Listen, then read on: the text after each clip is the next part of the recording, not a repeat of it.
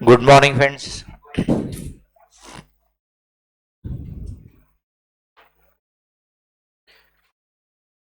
Question seventh start किया था अपन ने। जर्नल में अपन ट्रांजैक्शंस की एंट्री कर रहे थे। तीन तरीके डबल एंट्री बनाने के अपन देख चुके हैं।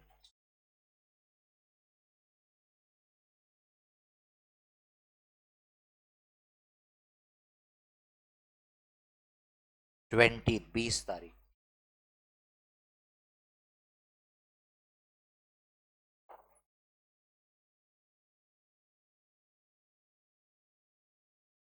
Sold 20 shares of G Limited at rupees 115 each and brokerage paid rupees 20। अब ऊपर इन्वेस्टमेंट खरीदा था, ये उसका उल्टा हम इन्वेस्टमेंट बेच रहे। अब इसके बदले में हमको पैसे मिलेंगे। अब ये इन्वेस्टमेंट भी एसेट अकाउंट है, ये कैश भी एसेट अकाउंट है। पर इन्वेस्टमेंट बेचा तो इन्वेस्टमेंट नाम के एसेट आपके कम हो जाएंगे। कैश आ रही है तो कैश नाम का एसेट आपका बढ़ जाएगा। एसेट में डेबिट रहता है, उसको इंक्रीज करना है तो और डेबिट कर दो, तो cash account debit. Investment asset है, उसको रिड्यूस करना है, उसमें डेबिट बैलेंस है तो उसको कम करने के लिए क्रेडिट करेंगे। Investment in share of G limited, जो नाम ऊपर लिखा होगा वही नाम यहां भी लिखने का। अब इनको 115 रुपए के रेट से बेचा। 20 शेयर है, 115 रुपए के रेट से 2300। ब्रोकरेज है 20 रुपीज।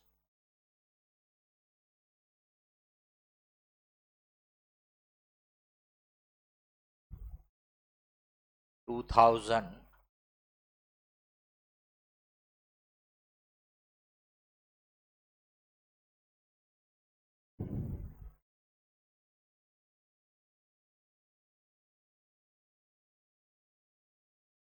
इसलिए मैंने आपको वहां थोड़ा सा समय दिया, पॉज दिया। कई लोगों ने ऐड कर लिया होगा, 2320 कर डाला होगा, बराबर। अब क्यों ऐड कर लिया, तो बोले यहाँ ऐड किया था, यहाँ भी ऐड कर लिया। जिनने भी ऐसा किया होगा, ये छोटी चीज नहीं है, ये आपके बिल्कुल टोटल गलत तरीके हैं पढ़ाई के, इसलिए इनको बहुत सीरियसली लेने का। ये नहीं समझने का कि एक आइटम की गलती है, ये आपके तरीके, आपकी आदत है, उनकी गलती है, तो ये तो हर जगह गड़बड़ी कराएंगे। यानी आप उसको पढ़ नहीं रहे, इंटरप्रेट नहीं कर रहे, सिर्फ ब्रोकरेज ऊपर ऐड किया था, यहाँ भी ऐड कर दिया। अब मैं बोल के बता रहा हूँ, ध्यान से सुन लो। ये अब हमने शेयर खरीदा, मान लो कि ये पार्टी से शेयर लिया। अब ये डील हमारे बीच में इनने करा के दिए, यानी इनसे सर्विसेज मिली है मेरे को, तो इनसे शेयर मिले उसकी कीमत दिया, इनसे सर्विसेज मिली उसकी कीमत दिया। दोनों में मेरा पैसा जा रहा, दोनों में पेमेंट है, दोनों में मेरा वो एसेट का खर्चा है, इसीलिए एक नेचर के ऐड हो गए। अब मैंने अपने कुछ शेयर इनको बेचे, अब वो डील इनने करा के दी, तो बोलूं क्या कि तुम ब्रोकरेज दो करके, है? तुमने मेरे शेयर बिका दिए, इसलिए अब ब्रोकरेज दो, है? तो इनको मैंने शेयर दिया, इसलिए मेरे को इनसे उसकी कीमत मिल रही है। इन्होंने मेरे को सर्विसेज दी, तो उसकी कीमत मैं चुका रहा हूं। समझ रहे? तो इधर से पैसा आ रहा है, इधर पैसा जा रहा है। समझ में आ रहा है कुछ? ऐसा आदत डालो चीजों को पढ़ने की, यानी आपको लिखते समय पढ़ना चाहिए कि मैंने शेयर बेचा, उसके 2300 मिले, ब्रोकर को 20 रुपए देना पड़ा, तो मेरे लिए नेट प्रोसीड्स हो गई 2280। नेट सेल प्रोसीड्स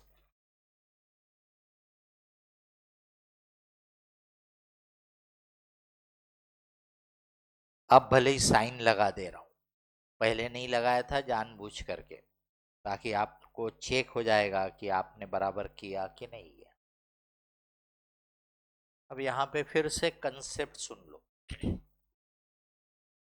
जब भी कोई एसेट बेचोगे, अब वो एसेट फिक्स एसेट हो सकता है, प्रॉपर्टी प्लांट इक्विपमेंट, या वो एसेट इन्वेस्टमेंट हो सकता है। तो दोनों के लिए वो सेम चीज है जो बोल रहा हूँ। जब भी कोई एसेट बेचोगे तो उसकी जो सेल वैल्यू है या नेट सेल वैल्यू, नेट इसलिए क्योंकि उस सेल को पूरा करने के लिए अगर कोई खर्चा लगता है तो वो उसी में से कट कर लेते हैं, तो इसलिए नेट सेल प्रोसीड्स, इसको कंपेयर करो with the book value of that asset. उस एसेट की बुक में यानी हमारे बुक्स में वैल्यू क्या है, उसी को कॉस्ट भी बोलेंगे। समझ गए? The difference is either profit और लॉस। और आपको बोला है कि हर अकाउंट एक नेचर की जानकारी देता है। ये इन्वेस्टमेंट की जानकारी देता है कि हमारे पास वो इन्वेस्टमेंट है। अब अगर आपने पूरा सेल वैल्यू उसमें ले लिया तो वो सेल वैल्यू में ही कुछ या तो प्रॉफिट है या तो लॉस है। इसका मतलब वो प्रॉफिट लॉस आपके इस इन्वेस्टमेंट अकाउंट में है, तो आपको उसको वहां से ट्रांसफर करना है। ट्रांसफर एंट्री सिखाया आपको, बराबर? तो आपको उसको वहां से हटाना है, ट्रांसफर करना है। अब इसकी बुक वैल्यू या इसकी कॉस्ट, ये वाले में से हमने 20 बेचा है,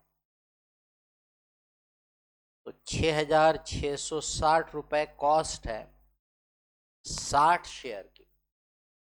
ये एक की आ गई, कितने की आ गई? एक की। हमको 20 की निकालना है, तो 20 से मल्टीप्लाई किया, 2220। अब बताइए कि 2,220 रुपए के शेयर 2,280 रुपए में बेचे तो 60 रुपए का प्रॉफिट हो गया, क्योंकि ज्यादा मिले। तो 2,220 रुपए के शेयर को 2,280 रुपए में बेचा। अब इवन मैं आपको यहाँ अकाउंट बना के दिखा देता हूँ।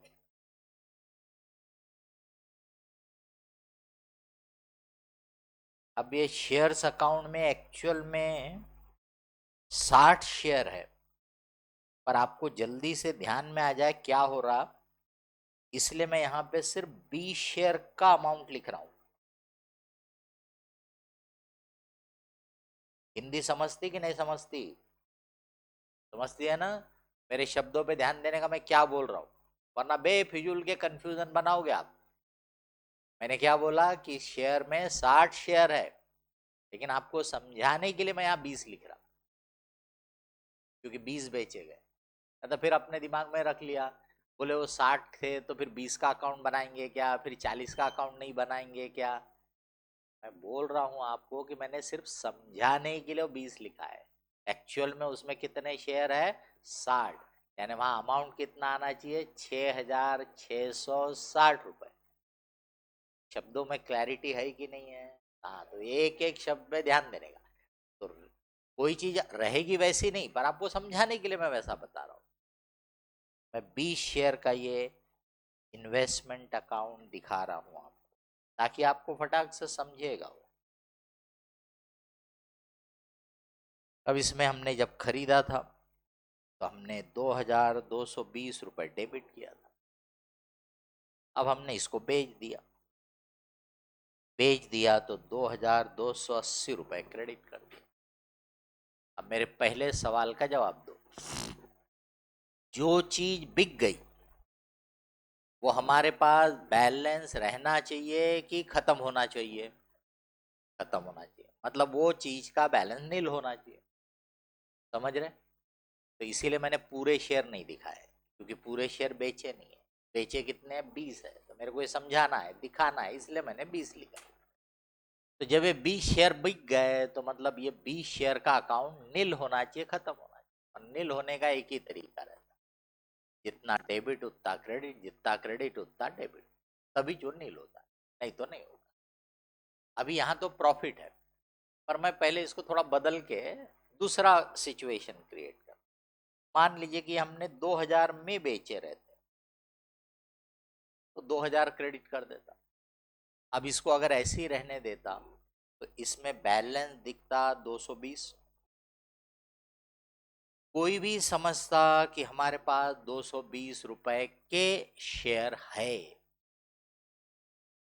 बताइए क्या वो 220 रुपए के शेयर है क्या आपके पास? वो 220 क्या है?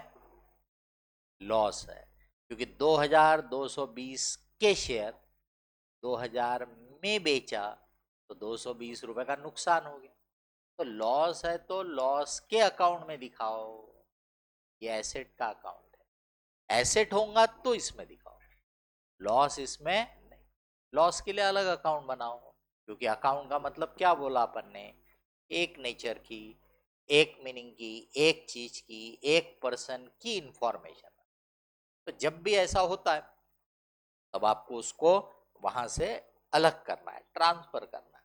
तो अगर ये लॉस रहता तो देख लो जरा ध्यान से, इसका मतलब डेबिट बैलेंस आ रहा, क्योंकि कॉस्ट ज्यादा है, सेल वैल्यू कम है।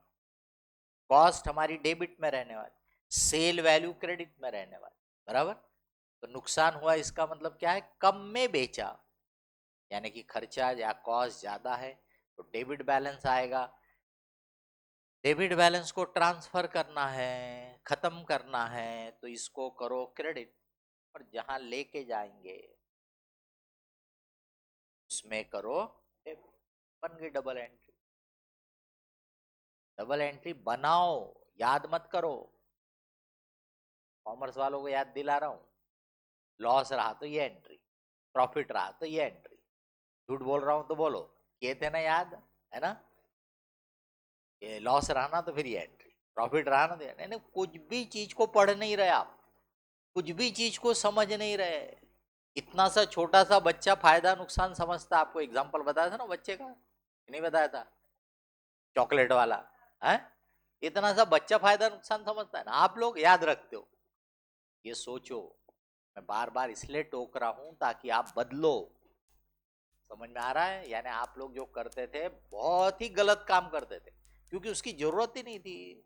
It is so simple things, उसको समझना चाहिए था, पर आप हर चीज की एंट्री याद करते, हर चीज की एंट्री एंट्री बनाओ। अब अपने केस में आ जाते हैं, यहाँ पे कितने रुपए का बैलेंस आ रहा अभी? 60 रुपए। कौन सा बैलेंस है अभी? क्रेडिट साइड ज्यादा है, यानी क्या है, क्रेडिट बैलेंस। रियल अकाउंट में, एसेट के अकाउंट में तो डेबिट बैलेंस रहता है, तो पहला ही शौक, ये तो क्रेडिट आ रहा, बराबर। ये क्रेडिट यानी एसेट का क्रेडिट बैलेंस नहीं है, बल्कि ये क्या है आपके लिए, प्रॉफिट। प्रॉफिट है तो इसको प्रॉफिट के अकाउंट में ट्रांसफर करो। अब क्रेडिट बैलेंस है तो ट्रांसफर करने के लिए क्या करेंगे, डेबिट। बन गई double entry. Investment in share of G account debit to profit on sale of investment account.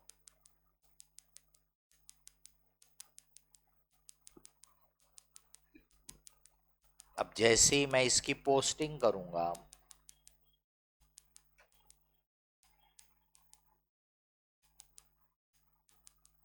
ये profit on sale of investment account, तो मैंने इन्वेस्टमेंट अकाउंट में किया डेबिट, ये देख लो इन्वेस्टमेंट अकाउंट खत्म हो गया, क्योंकि जो चीज बिक गई वो खत्म होना ही चाहिए, क्योंकि अब वो चीज मेरे पास है ही नहीं, मैंने बेच दिया, खत्म हो गई। तो देख लो बराबर नील हो गया। यहाँ डेबिट करके मैंने ये प्रॉफिट वाले अकाउंट में क्रेडिट किया।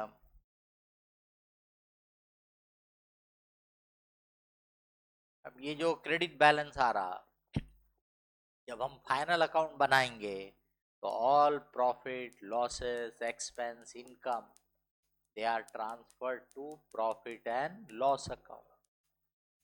समझ गए? ऐसे एक एक चीज की अकाउंटिंग को मीनिंग के साथ लिंक करो, एंट्री बनाओ, याद मत करो। अब ये दोनों जो है एक दूसरे से कनेक्टेड है, ये दोनों एक दूसरे से कनेक्टेड है। तो मैंने दो टुकड़े में किया, पहले बेचने की एंट्री कर दिया, अब फिर प्रॉफिट ट्रांसफर करने की अलग से कर दिया। कोई चाहे तो दोनों को मिला के कंपोजिट एंट्री बना सकता है। ठीक है, एंट्री बन जाएगी ऐसे,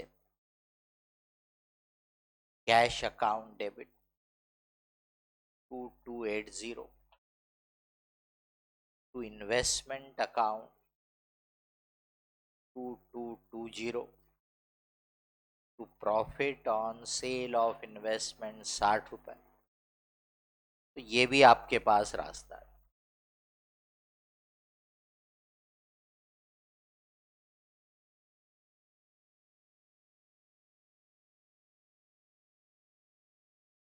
ये भी 100% करेक्ट है जो आपने किया, और ये भी 100% करेक्ट है। तो अकाउंटिंग में ऐसे कोई रिजिडिटी नहीं होती है। तो वही चीज का कोई दो एंट्री करेगा, कोई एक करेगा, कोई एक करेगा, कोई दो करेगा। सिंपल सा दो चीजों को ध्यान देने का आपने। नेट इफेक्ट ये दो एंट्री का और उसका एक बराबर होना चाहिए, क्योंकि अगर वो इफेक्ट अलग अलग आ रहा है तो मतलब फिर कुछ गड़बड़ हो सकती है। नेट इफेक्ट एक बराबर होना चाहिए, एक। दूसरी चीज, पढ़ने में मीनिंग निकालने में कोई कंफ्यूजन ना हो। अगर ये दोनों क्राइटेरिया में वो फिट बैठता है, तो मान लीजिए कि मैंने एक एंट्री बनाया था बट आपने दो बनाए, 100% करेक्ट है, कोई चिंता करने की जरूरत नहीं। मैंने दो बनाया था, आपने एक बनाए होंगे, कोई हरकत नहीं है। सिर्फ दो ही चीजें देख लो कि नेट इफेक्ट मैंने जो किया था और आपने जो किया वो मैच होना चाहिए, और दूसरा मीनिंग निकालने में कोई कंफ्यूजन नहीं हो। ठीक है, बोलिए क्या बोल रहे? 60 अपन ने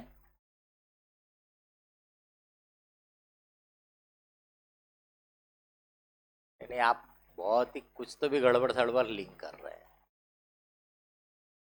ये सब्जी वाला, इसने सब्जी खरीद के लाया, ठीक है, 100 रुपए के भाव से। मान लो कि भी उसने 100 kg लाया, तो 100 रुपए के भाव से 100 kg यानी कितना, 10,000 रुपए। 10,000 रुपए में लाया, उसको गाड़ी भाड़ा भी देना पड़ा, मान लो 500 रुपए खर्चा हुआ ना वो। तो अब वो 10,000 वाली सब्जी उसने अगर 15,000 में बेचा तो उसको फायदा हुआ कि नहीं हुआ? पर उसने तो खर्चा किया, आपकी लैंग्वेज में तो उसने तो 500 रुपए खर्चा किया, फिर फायदा कैसे हुआ है? 4.5 का फायदा हुआ ना। तो वही तो यहाँ पर भी हो रहा, और क्या हो रहा, वही तो यहाँ पे भी हो रहा। ब्रोकरेज की वजह से हमारा प्रॉफिट थोड़ा सा कम हो गया। अगर ब्रोकरेज नहीं होता तो हम बोलते 2220 के आइटम को 2300 में बेचा बोलते हैं, तो हमको 80 रुपए का फायदा होता था, अभी हमको 60 रुपए का हो रहा। ब्रोकरेज कम नहीं हुआ, ब्रोकरेज की वजह से प्रॉफिट कम हुआ। एक एक शब्द करेक्ट बोलना चाहिए, वरना फिर इसीलिए तो कंफ्यूज होते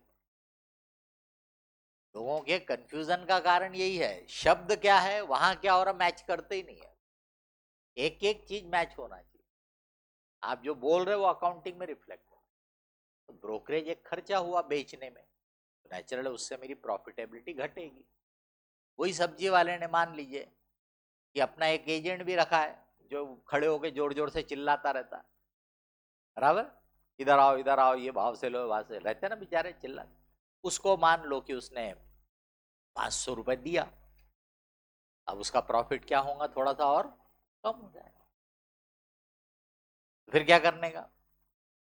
बोले तो गलत हो रहा सर, बोले अपना प्रॉफिट कम हो रहा। अरे अच्छी बात है, आप चाहते हो कि अपना प्रॉफिट कम नहीं होना चाहिए, तो कॉटन मार्केट से सब्जी जब खरीदे थे, रिक्शे वाला आएगा, सब लेके चलता हूँ, बोला नहीं नहीं नहीं नहीं, मेरा प्रॉफिट कम हो जाता, मैं अपने सर पे रख के लेके आऊंगा, आएंगे क्या? और यहाँ पे भी बोला अरे नहीं मैं चिल्लाता, बोले काय को रखने का किसी को, मैं चिल्लाता है भले ही रात में गला खराब हो जाए। का मतलब कोई भी एक्टिविटी को चलाने के लिए आपको खर्चे करना पड़ता है, उसको लॉस नहीं बोलते। खर्चे है, इनकम कमाना है तो उसके लिए खर्चे भी लगेंगे। कोशिश हम ये करते हैं इनकम बढ़े खर्चे घटे, पर इसका मतलब ये नहीं था खर्चे होंगे कि नहीं करेंगे। हमने काहे को आप लोगों को डेस्क बेंच में बिठाने का, बढ़िया भारतीय बैठक नीचे चटाई बिछा देते थे, हैं नीचे बिठा देते, हमारा फर्नीचर का खर्चा नहीं बचता था क्या, है? ये एसी वेसी लगाए कितना इलेक्ट्रिक बिल आता, 60-70 हजार तो महीने का आता ही है, और समर उमर में तो और ज्यादा हो जाता, मतलब लाख रुपए इलेक्ट्रिसिटी का महीने का बिल भर रहे होंगे। एसी काय को लगाने का, बढ़िया खिड़की खुली है ना, धूप रही तो गर्म हवा, ठंडी रहेगी तो ठंडी हवा, बारिश है तो और बढ़िया। चलेगा क्या ऐसा? ये आप एक्सपेक्ट करते या एक रिक्वायरमेंट भी है कि भाई आज का जो समय, आजकल नीचे बैठने की तो आदत रही नहीं, है ना, तो नीचे बैठ के तो कोई पढ़ेगा नहीं, अगर हम वैसा अरेंजमेंट करेंगे तो कोई हमारे पास पढ़ने ही नहीं आएगा। तो इसका मतलब किसी भी चीज को ठीक से समझते जाओ। ये हमारा 2280 रुपए का सेल है, हम बोलेंगे नेट सेल, क्योंकि उसमें से खर्चा कट हो गया। तो जब भी कोई एसेट बेचो, उसके नेट सेल प्रोसीड से उसकी बुक वैल्यू को या कॉस्ट को कंपेयर करो, and the difference is either profit और लॉस, उसको प्रॉफिट लॉस के अकाउंट में ट्रांसफर कर दो, चाहे 2 एंट्री बना के करो चाहे मिला के कर लो, उसमें कोई मनाही नहीं। अगर वो नहीं करोगे तो आपका इन्वेस्टमेंट अकाउंट या फिक्स एसेट अकाउंट गलत बैलेंस बताने लगेगा।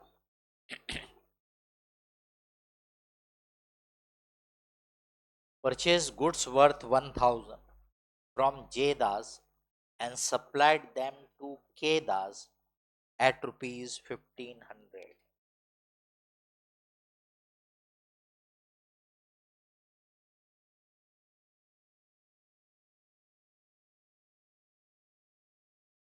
J Das, ये गुड्स,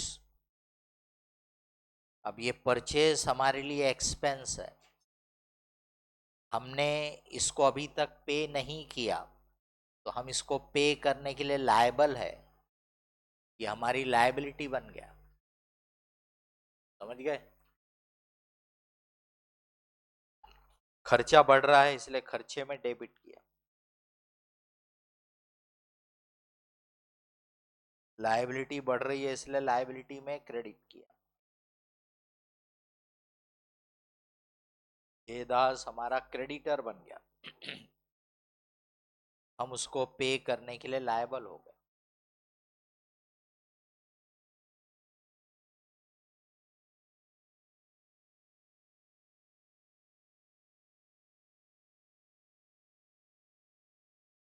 अब हम ट्रेडर है, हमको ये माल के दास को सप्लाई करना था, तो हमने जे दास से खरीदा और के दास को बेच दिया। ये गुड्स बेचे सेल हमारी इनकम है। अब ये जे दास से हमको पैसे मिले नहीं है, पैसे लेना बाकी है, ये हमारा एसेट है, रिसीवेबल है, डेटर बोलते हैं हम इन्हीं को। K Das account debit, personal account में डेबिट बैलेंस यानी हमको उससे लेना है, बताया था। पर्सनल अकाउंट में क्रेडिट बैलेंस यानी हमको उसको देना है, we are under obligation to give. जितना सीखते जा रहे हैं अब उसको यूज करते जाओ, उसको इंटरप्रेट करते जाओ।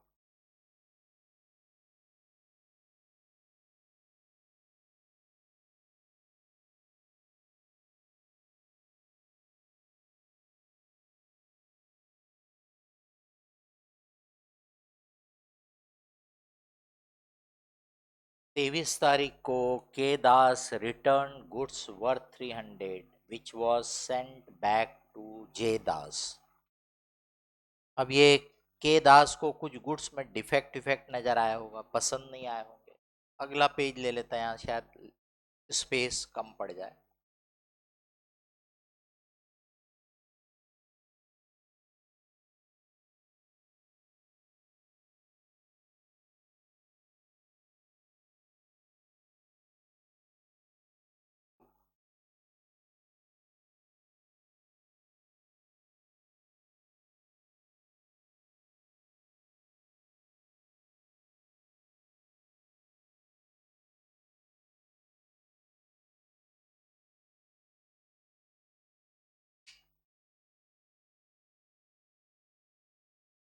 अब ये 23 अप्रैल को जो गुड्स के दास को डिफेक्टिव लगे वो उसने वापस कर दिया। तब ये परचेज का कैंसलेशन, सेल्स का कैंसलेशन है, ये माइनस सेल है।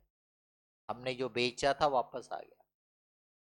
अब ये हमारा एसेट रिड्यूस हो जाएगा क्योंकि हमको उससे जितने पैसे लेना था अब वो कम देगा, बराबर। हमारा एसेट रिड्यूस हो रहा है, इधर हमारा सेल्स रिड्यूस हो रहा है, इसीलिए वो रिवर्स एंट्री हो गई। पिछले उसमें एसेट बढ़ रहा था, सेल नाम की इनकम बढ़ रही थी, तो जो एंट्री वहां पास किए थे यहाँ दोनों घट रहे हैं, यानी उल्टा हो गया। तो सेल अकाउंट डेबिट टू के दास अकाउंट।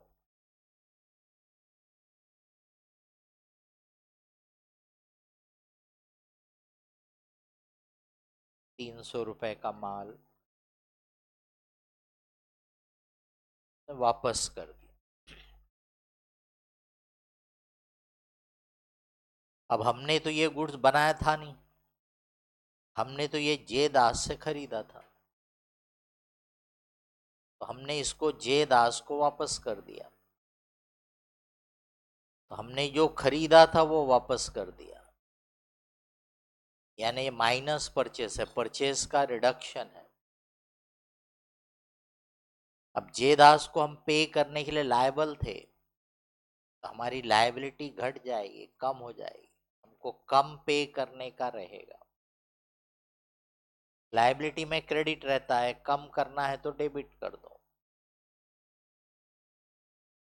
खर्चे में डेबिट रहता है, कम करना है तो क्रेडिट कर दो। परचेस रिटर्न, ऊपर भी सेल्स रिटर्न लिखने का था, ऊपर भी सेल्स रिटर्न अकाउंट डेबिट, नीचे भी परचेस रिटर्न अकाउंट।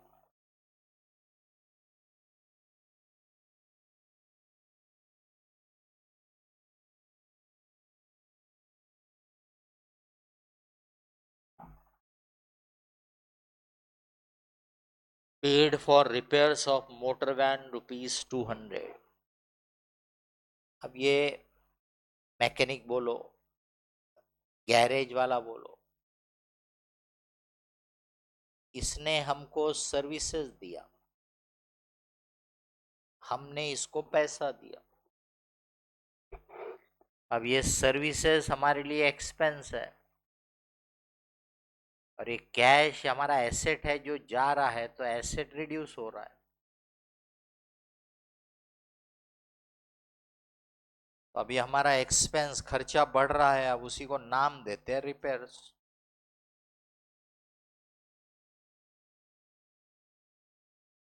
कैश नाम का एसेट घट रहा है, एसेट में डेबिट रहता है, कम करने के लिए कर रहे हैं क्रेडिट।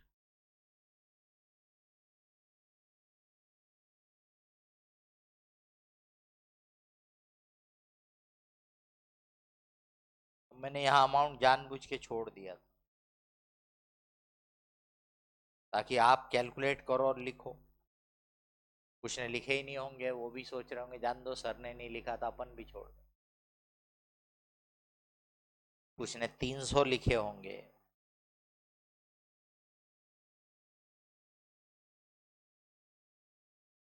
तो इस जो ट्रांजैक्शन था जे दास के दास वाला, उसमें बस ये एक छोटा सा पॉइंट था समझने का, ध्यान देने का, सीखने का।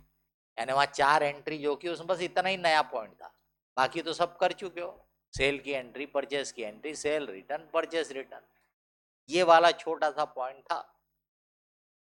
अब जिनका ध्यान गया अच्छी बात है, जिनका नहीं गया वो आदत डालो, सोचो कि अरे हाँ, जो चीज 1000 में खरीदा था वो 1500 में बेचा था।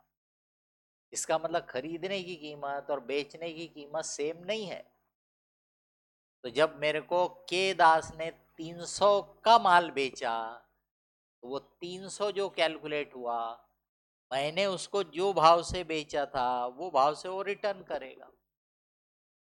लेकिन वही गुड्स मैंने के दास, सॉरी जे दास है शायद, जे दास से मैंने 300 में नहीं खरीदा है, समझ रहे? तो मैं जब जे दास को माल वापस करूंगा तो वो कितनी कीमत पकड़ेगा, जितने में मैंने उससे खरीदा था उतना पकड़ेगा। तो परचेस और सेल वैल्यू के बीच में वहां रेशो, वो मालूम है, दिख रहा है, उसी का इस्तेमाल यहाँ करना आना चाहिए आपको। कि भाई ये जो 300 रुपए दिया है, सॉरी ये नीचे लिख दिया मैंने, ऊपर लिख, ये 300 रुपए जो है ये सेल वैल्यू है, और 1500 सेल वैल्यू की परचेस कॉस्ट थी 1000। जैसे भी लिखना, 1000 पहले लिखना है कि 1000 कॉस्ट है 1500 की, तो 300 की कितनी, बराबर। तो 300 रुपए सेल वैल्यू है, 1500 सेल वैल्यू की कॉस्ट है 1000, तो 300 सेल वैल्यू की कॉस्ट कितनी, इसी को प्रोराटा बोलते हैं, इसी को रेशो प्रोपोर्शन बोलते हैं, बराबर। कितना आ गया? नंबर देख करके आप ऐसे बोल सकते हो, 1000 की चीज 1500 में बेचा, मतलब 10 रुपए की चीज 15 रुपए में बेचा, बराबर है। यानी 2 रुपए की चीज 3 रुपए में बेची। इसका मतलब जो 300 में बेचा वो 200 की चीज, क्योंकि 1.5 गुना कीमत पे बेचा हुआ है, दिख रहा है वहां।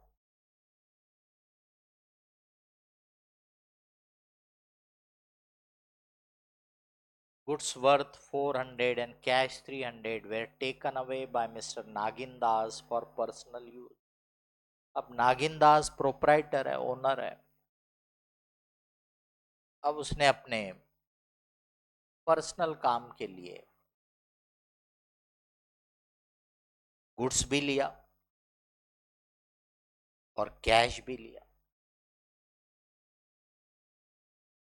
अब ये कैश हमारा एसेट है, ये रिड्यूस हो रहा है। अब ये गुड्स को अपन एक्सपेंस बोलते हैं जब खरीदते हैं, तो वही गुड्स आपके जा रहे हैं, तो अब इसको आप अपने खर्चे का रिडक्शन बोल सकते हो, माइनस एक्सपेंस। गुड्स खरीदे थे तो आपने उसको परचेज बोला था, एक्सपेंस बोला था। अब वो आपके गुड्स जा रहे हैं तो आपका खर्चा कम होना चाहिए। अब उस पर ऑलरेडी मैं बता चुका हूँ कि आपको परचेज अकाउंट में क्रेडिट करना, ये पढ़ाया भी होगा, सी इंस्टीट्यूट के मॉड्यूल में भी दिया होगा, परचेसिव लिखा होगा। लेकिन मैं बोलता हूँ कि उसका आप एक और नया अकाउंट बना सकते हो, गुड्स यूज्ड अकाउंट। तो रियल लाइफ में तो आप वैसा करो, लेकिन अभी एज ए स्टूडेंट आप चाहे तो परचेस लिख सकते हो, उसमें कोई हरकत नहीं है।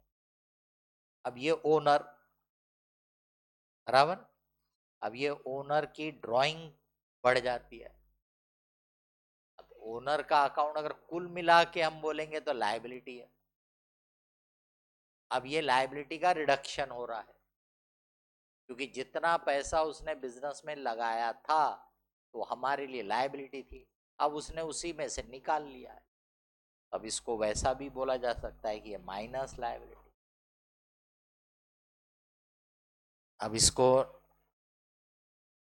ड्राइंग अकाउंट बोलते हैं।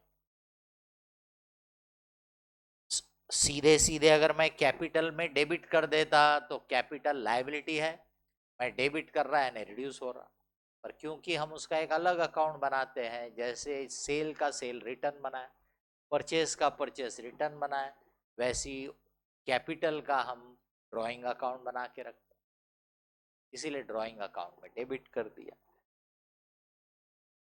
कैश के लिए कैश अकाउंट ही रहता है, उसको क्रेडिट कर दिया। अब यहां आप चाहे परचेस अकाउंट लिखो, जो आपको पढ़ाया भी होगा, हर जगह दिखेगा भी, उसी को मैं गुड्स यूज बोल देता हूं। बताया था आपको कि जब बाहर वालों से डील करते हो तब सेल बोलते हैं,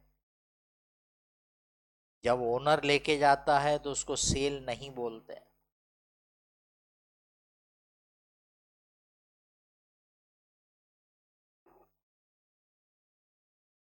1 month interest on loan from Ajay became due and paid। 1 अप्रैल को हमने उससे लोन लिया था। अब हमने और उसने एग्री किया होगा कि इंटरेस्ट हर महीने के महीने पे करेंगे। अब ये सब सुनना चाहिए। इसका मतलब कोई रूल या लॉ नहीं है, ये दोनों पार्टियों के बीच की अंडरस्टैंडिंग है कि महीने के महीने इंटरेस्ट देना, कि क्वार्टरली देना, कि 6 मंथली देना, कि एक्यूमुलेट कर लो, जब लोन वापस करेंगे तब पूरा इंटरेस्ट देना, ये उनके बीच की मर्जी। तो यहाँ पे लिखा है तो इसका मतलब 1 महीने का इंटरेस्ट। अब ये अजय, हमको उससे बेनिफिट मिला। क्या बेनिफिट मिला? उसका पैसा हमने यूज किया, ये बेनिफिट मिला। ध्यान से सुन लो मैंने क्या बोला। उसका पैसा हमने यूज किया, ये बेनिफिट मिला। उसका पैसा नहीं मिला, उसका पैसा 1 महीने पहले मिल चुका है, उस समय वो ट्रांजैक्शन था, तो उस समय हमने पैसा मिला ये एंट्री किए थे। अब 1 महीने तक आपने वो पैसा यूज किया, इसलिए अब अपन बोल रहे हैं कि हमको बेनिफिट मिला। उस समय बोला था पैसा मिला, अब हम बोल रहे हैं बेनिफिट मिला। समझ रहे? तो अब बेनिफिट मिला तो उसकी कीमत भी चुका दी हमने, लगे हाथ। ये बेनिफिट यानी आपके लिए एक्सपेंस अकाउंट है। ये कैश आपका एसेट घट रहा है। अजय से लेन देन पूरा, इसलिए अजय का अकाउंट इसमें इन्वॉल्व नहीं दिखेगा। अब इसी को आप इंटरेस्ट का खर्चा बोलते हो, इंटरेस्ट अकाउंट। अलग अलग नेचर के एक्सपेंस इनकम को इंडिकेट करने के लिए नाम यूज किए जाते हैं। वो नाम से कमर्शियल दुनिया वाला जान जाता है कि इसका नेचर क्या है। अब अमाउंट इसका 20,000 का लोन था, 15% का इंटरेस्ट का रेट था, तो ये 100 रुपए पे 15 रुपए 1 साल का है, यानी कि 12 महीने का है। 12 से डिवाइड कर दिया तो 1 महीने का आ गया। हमको 1 महीने का चाहिए, इसलिए 1 से मल्टीप्लाई किया। 2 महीने का रहता तो 2 से मल्टीप्लाई करता, 3 महीने का लेना रहता तो 3 से मल्टीप्लाई।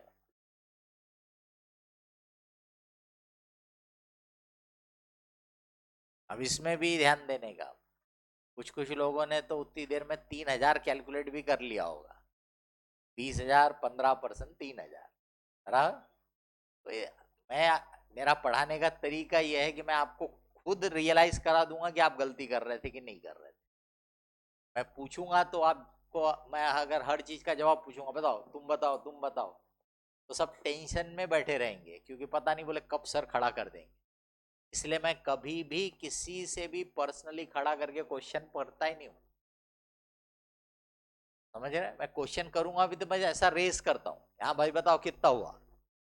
मैं किसी को पर्सनली नहीं बोलता। आप आंसर मत दो, पर सोचो जरूर। आदत होना चाहिए बिल्कुल। और कई बार मैं वो चीज लिखता नहीं पहले, ताकि मैंने देखना चाहता हूँ आप कैलकुलेट कर लो।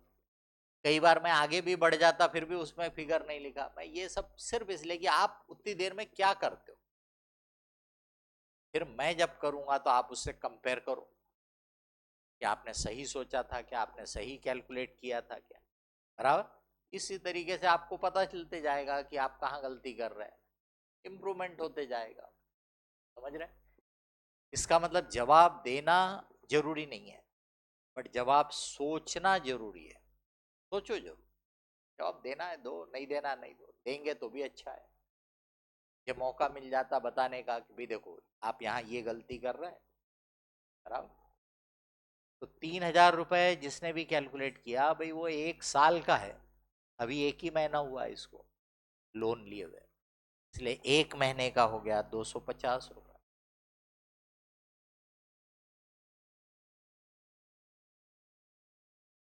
Rent for April ₹200 due. ये लैंडलॉर्ड घर मालक, ये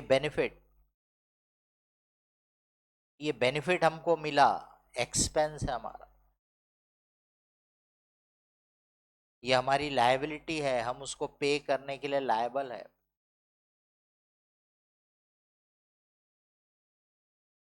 ये रेंट एक्सपेंस अकाउंट डेबिट। अब इसको आप रेंट पेबल अकाउंट बोल सकते हो, रेंट आउटस्टैंडिंग अकाउंट बोल सकते हो।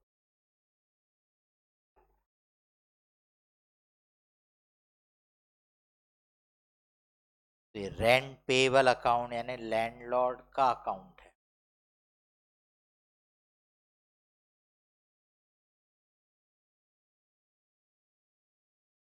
अब इसको और इसको देखो, दोनों में बेनिफिट मिला है,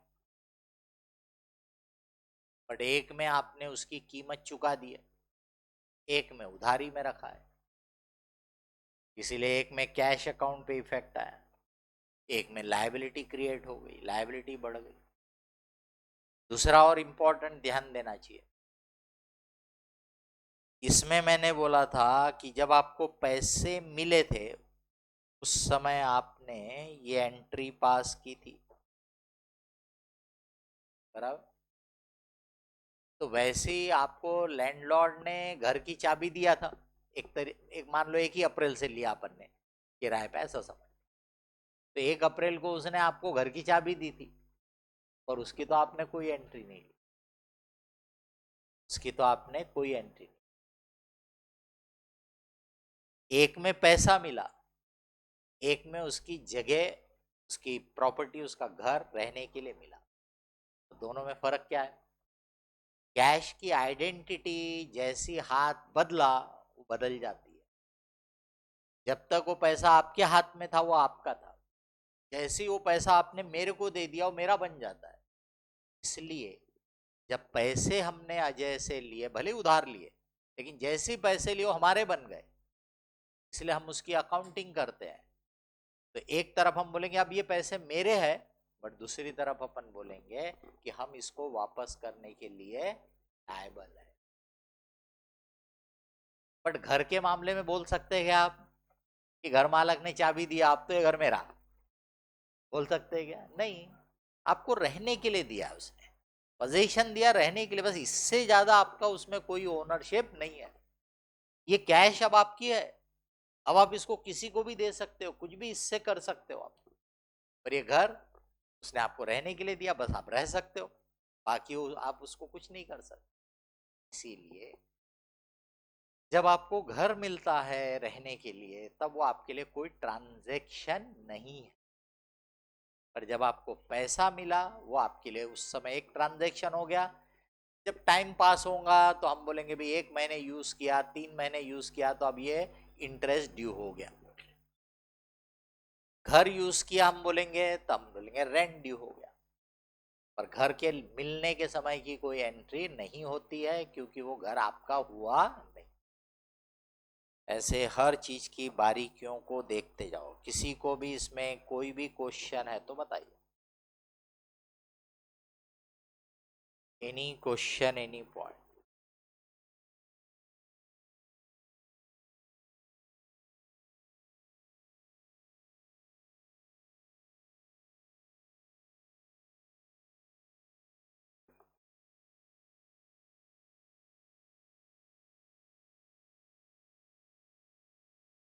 बताइए।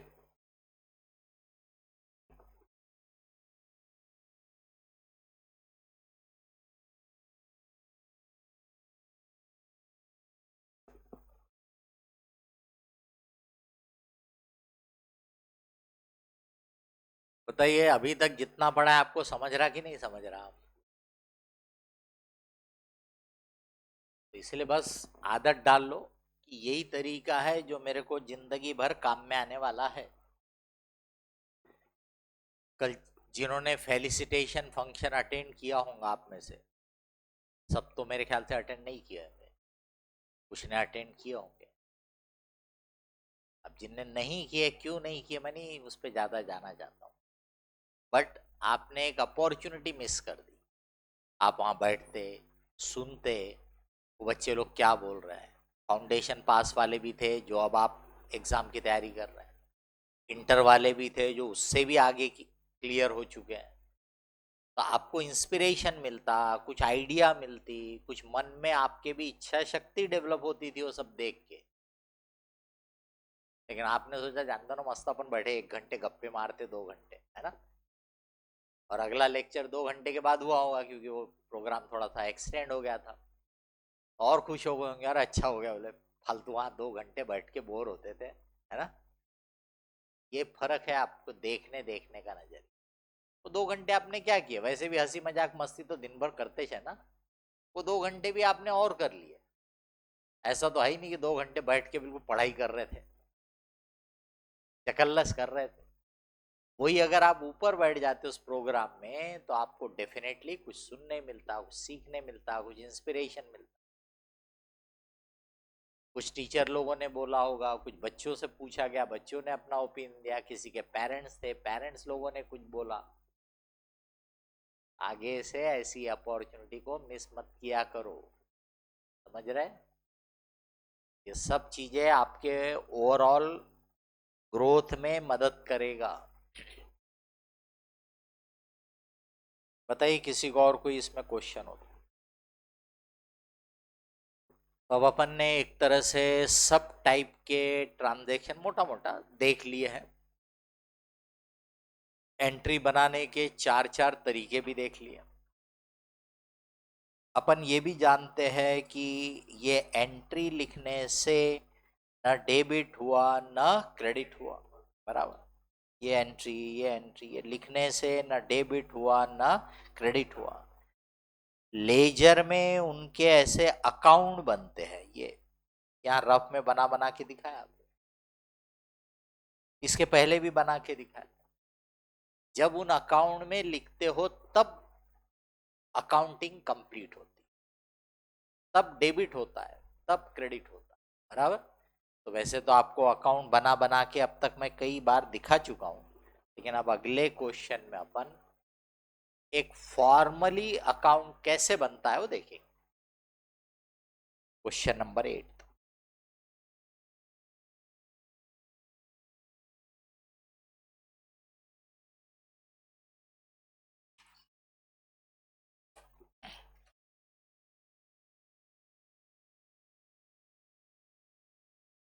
From the following information, prepare Swati's account in the books of Messer Shinde Brothers.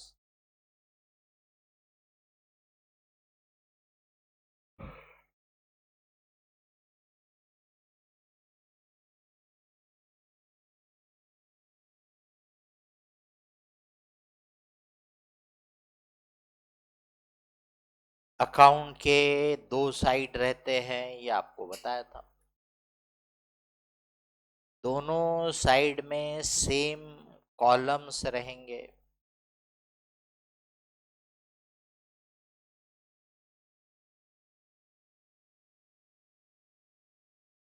यही 4 कॉलम इधर भी रहेंगे।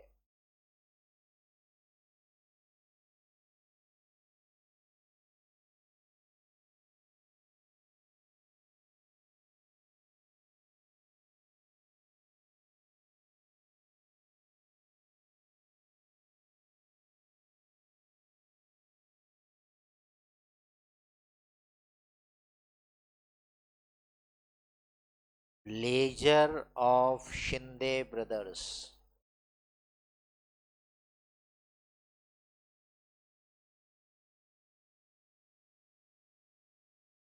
स्वातीज अकाउंट। बताइए कि आप अपने आप को किसकी जगह पे रख के आगे बढ़ोगे। शिंदे ब्रदर एंटिटी है जिसकी अकाउंट बुक लिख रहा है, तो अपन शिंदे ब्रदर है ऐसा मान के अपन ने बातें करने का, उसको पढ़ने का। तो हमारे लेजर में ये एक अकाउंट बना है, ऐसे और ढेरों से अकाउंट बने होंगे, पर हमको उसने यहाँ एक पूछा, हम एक ही बना रहे हैं। ये अकाउंट का डेबिट साइड है, ये क्रेडिट साइड है। डेट वाइज अकाउंटिंग होती है, इसलिए डेट का कॉलम हर जगह रहता है। ये पर्टिकुलर्स या डिटेल, ये फोलियो नंबर, ये amount, date, particulars, folio number, amount.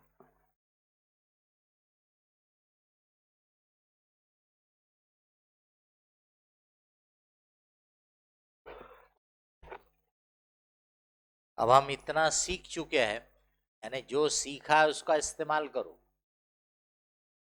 कि डायरेक्टली अकाउंट नहीं बनता है, पहले उसकी क्या होती है, एंट्री। पर एग्जाम में आपसे उसने अकाउंट पूछा तो नेचुरली आप सीधे अकाउंट ही बनाओगे, लेकिन आपके दिमाग में तो रहना चाहिए कि हर ट्रांजैक्शन की पहले हो रही है एंट्री और फिर हो रही है posting.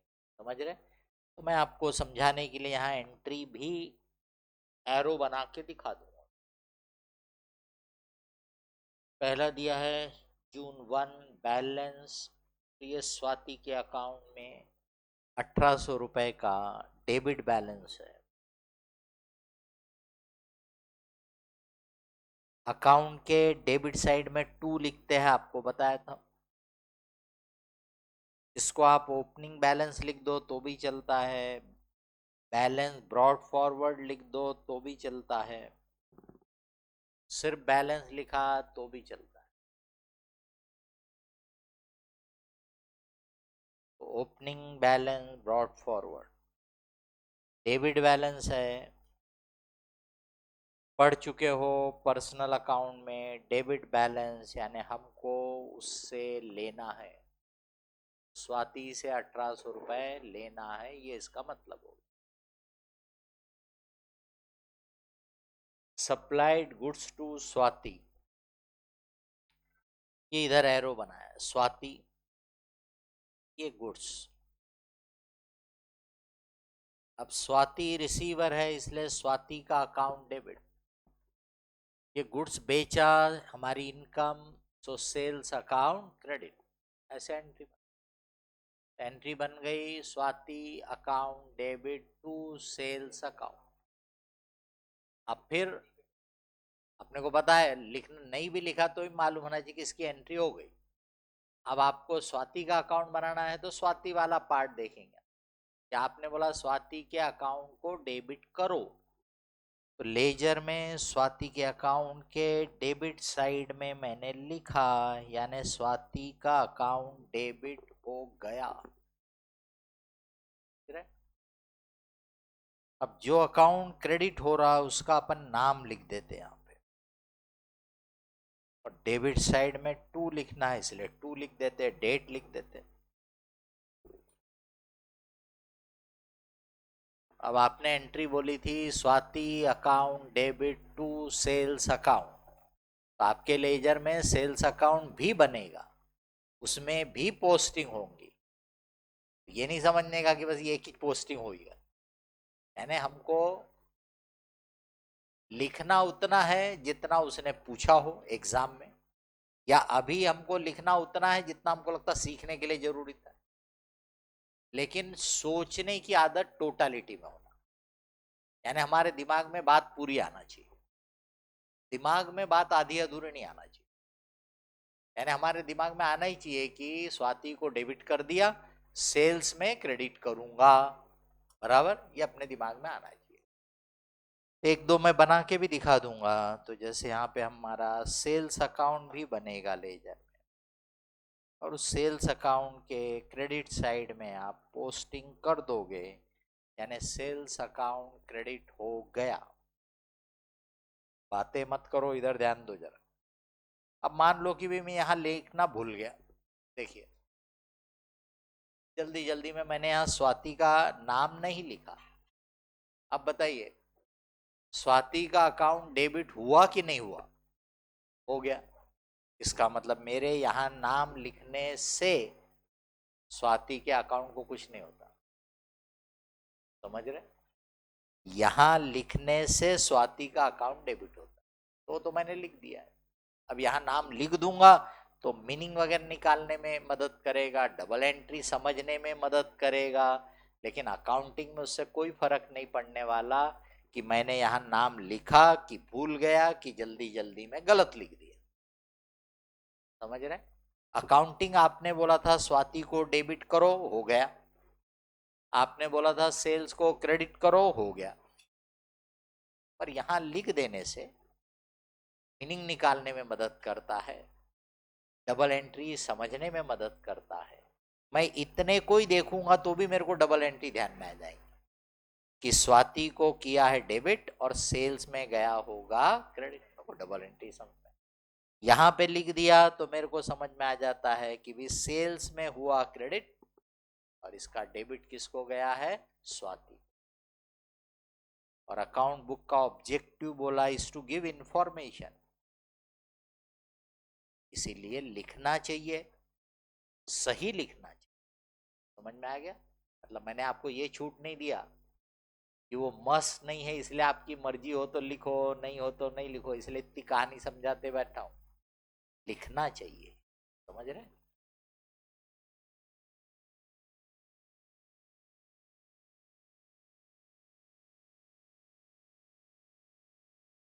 Received a cheque from Swati. अब ये स्वाति ने हमको चेक दिया तो हमारे बैंक में जमा करेंगे, ये बन गया एरो। अब बैंक रिसीवर है इसलिए हम बोलेंगे बैंक में करो डेबिट, स्वाति गिवर है इसलिए हम बोलेंगे स्वाति को करो क्रेडिट। अब जैसे ही आपने बोला स्वाति को करो क्रेडिट, स्वाति को क्रेडिट करना है तो हम लेजर में स्वाति का अकाउंट निकालेंगे, उसके क्रेडिट साइड में हम लिखेंगे, यानी कि स्वाति का अकाउंट क्रेडिट हो गया। अब हम यहां डेबिट वाले का नाम लिखते हैं, क्रेडिट साइड में बाय लिखते हैं, ये लिख दिया। तो आपने वो पोस्टिंग लिखते समय जैसे ही वहां 5,000 लिखा, आपके मन में आना चाहिए कि स्वाति का अकाउंट क्रेडिट हो गया। समझ रहे? फिर क्रेडिट में डेबिट वाले का नाम लिखते आपको मालूम है, लिख दो। पर वहां लिखते समय आप लोग क्या करते हो? By bank by bank by bank का राग अलापते रहते। जो हो रहा वो आप बोल नहीं रहे और जो आप बोल रहे वो हो नहीं रहा। इतना बड़ा फैलेसी रहती, इतना बड़ा प्रॉब्लम रहता है। तो आप लोगों को क्या सिखाया जाता? क्या लिखेंगे बस वही रहता। बल्कि कई लोग तो ऐसा सिखा ही देते, जैसा अभी एंट्री अगर लिखूं यहाँ, bank account debit to Swati account, बराबर, तो लोग सिखाई देते, बोले यहाँ पे स्वाति के अकाउंट को क्रेडिट करना है तो बोले वहां ये लिखो और बैंक में ये लिखो। अगर यहाँ बैंक अकाउंट मैंने बनाया नहीं है तो बोलेंगे बैंक के डेबिट में ये लिखो और स्वाति के क्रेडिट में ये लिखो। ये नहीं बोलेंगे ये जो टू स्वाति लिखा है इसका मतलब स्वाति को क्रेडिट करना है, ये मैंने पोस्टिंग किया, वो ये नहीं बोलेंगे। वो क्या बोलेंगे? वो ये वाला यहां लिखो, ये वाला ये, ऐसे उल्टे सीधे तरीके। अभी जो मैं बता रहा हूं मैं बहुत बार बार रिपीट कर रहा हूं उन चीजों को, तो आप उनकी आदत डाल लो, बराबर। किस समय क्या बोलना चाहिए, क्या पढ़ना चाहिए, वो बिल्कुल क्लियर होना चाहिए। स्वाति रिटर्न सम डिफेक्टिव, कुछ गुड्स में डिफेक्ट होगा, स्वाति ने वापस कर दिया। जो माल बेचा था वापस आ गया, सेल्स रिटर्न। हमें एंट्री बोलना है तो हम बोलेंगे sales return account debit to Swati, बराबर। अब टू स्वाति बोला यानी स्वाति को क्रेडिट करो, ये किया, क्रेडिट में डेबिट वाले का नाम लिख दिया, कैसे? डेबिट का नाम लिखने से वो डेबिट वाले अकाउंट को कुछ नहीं हुआ, वो अकाउंट तो आपको लेजर में बनाना ही पड़ेगा और उसके डेबिट में पोस्टिंग करना पड़ेगा, तब जाके वो डेबिट होगा। यहां देख करके मैं सिर्फ बोल सकता हूं कि स्वाति का अकाउंट क्रेडिट हुआ, ये मैं बोल सकता हूं। यहां देख के मैं ये बोल सकता हूं कि सेल्स रिटर्न में डेबिट जाना चाहिए, सेल्स रिटर्न में डेबिट गया होगा, मैं ये बोल सकता हूं गया होगा, मेरे को नहीं पता गया कि नहीं गया। समझ में आ रहा है? क्योंकि मेरे को यहां दिख ही नहीं रहा है। अपन क्या करते हैं, अपन तो सीधा बोलते हैं सेल्स रिटर्न को डेबिट हो गया। आपको कहां पता है कि डेबिट हो गया? यहां तो दिख नहीं रहा, फिर कैसे पता है? नहीं सर वो लिखा है ना, यही गड़बड़ी करते हो, वहां लिखने से डेबिट थोड़ा होता है। सेल्स रिटर्न अकाउंट के डेबिट में लिखने से डेबिट होता है, वो तो यहां दिख ही नहीं रहा है कहीं। देन हाउ कैन यू से कि सेल्स रिटर्न डेबिट हो गया? आप बोलो सेल्स रिटर्न को डेबिट गया होगा या सेल्स रिटर्न को डेबिट जाना चाहिए, ये बोलो। गया कि नहीं गया हमको कैसे पता चलेगा? जैसे ये सेल्स अकाउंट में क्रेडिट हो गया मैं बोल सकता हूं क्योंकि सामने दिख रहा है। जो हो रहा, जो आपके नजरों के सामने दिख रहा, वो आप उस सेंटेंस में बोलो कि ऐसा हो गया। जो वहां दिख नहीं रहा है बट होना चाहिए सिस्टम के हिसाब से, तो आप वैसा बोलो कि ऐसा होना चाहिए, ऐसा हुआ होगा, ये बोलो। रिसीव्ड कैश फ्रॉम स्वाति, ये स्वाति, ये कैश, कैश नाम का एसेट बढ़ रहा, हम बोलेंगे cash account debit. Swati giver है, स्वाति का अकाउंट क्रेडिट। तो स्वाति को क्रेडिट करना है तो स्वाति के अकाउंट के क्रेडिट में लिखा, डेबिट वाले का नाम लिख दिया।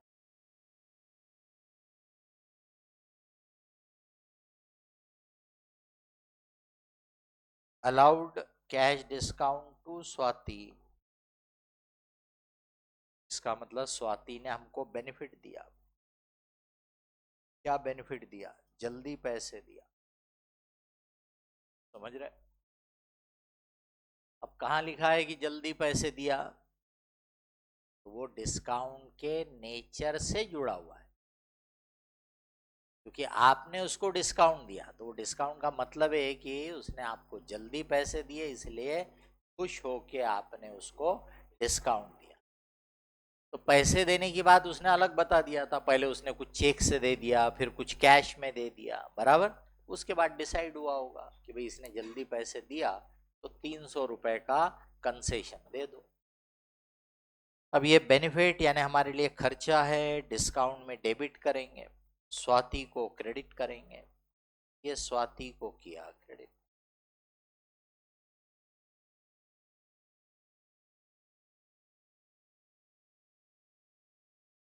अब यहाँ पे 15 दिन के ही आइटम दिए थे, जैसे 15 दिन की अकाउंटिंग की वैसे महीने की होगी, वैसे साल भर की होगी। जब भी आप चाहो अकाउंट को बैलेंस कर सकते हो। आपको मैंने बोला था ट्रायल बैलेंस कभी भी बना सकते हो, बोला था ना। फाइनेंशियल स्टेटमेंट आप जब चाहे तब बना सकते हैं, एनुअल कंपलसरी है ये बोला था, बट बाकी आपकी मर्जी। तो वैसे ही अकाउंट को एंड ऑफ द ईयर में बैलेंस करना मस्ट है, पर इन बिटवीन आपको जब चाहे तब कर सकते।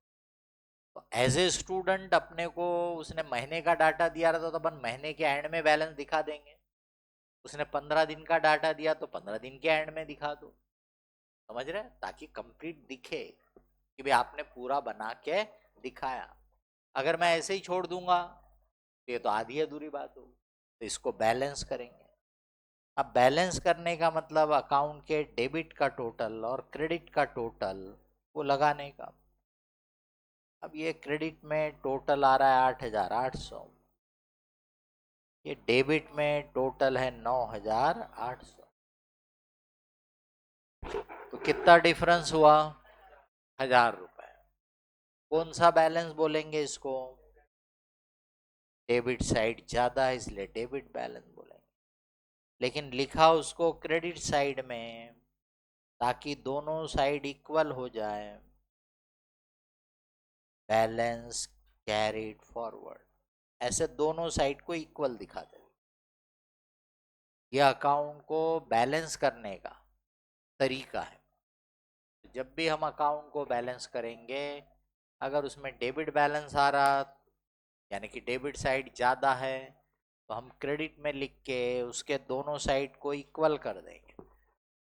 अगर क्रेडिट बैलेंस आ रहा मतलब क्रेडिट साइड ज़्यादा है, तो हम उसको डेबिट में लिख के दोनों साइड को ऐसे इक्वल कर देंगे। अब यही बैलेंस नेक्स्ट पीरियड में चला जाता है। अब यहाँ 15 ही दिन का डाटा दिया था, इसलिए मैं यहाँ 16 जून लिख देता हूँ। 16 जून को यही बैलेंस, डेबिट बैलेंस आपने बोला था, ये स्वाति के अकाउंट में डेबिट बैलेंस आ गया। अब स्वाति के अकाउंट में डेबिट बैलेंस यानी हमको स्वाति से 1,000 रुपए लेना है, ये उसका मतलब हो गया। हमको स्वाति से 1,000 रुपए लेना है। किसी को भी इसमें कोई भी क्वेश्चन कोई भी पॉइंट है तो बताइए। ऐसे ही सब अकाउंट बनते हैं, ऐसे ही सबकी बैलेंसिंग होती है।